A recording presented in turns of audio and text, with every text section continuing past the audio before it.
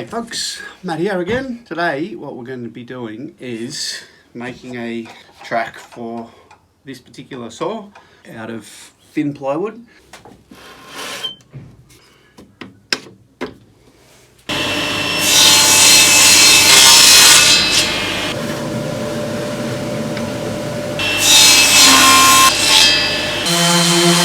How cool is it having a workbench?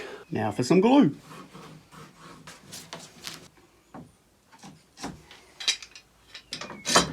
Every clamp that I own.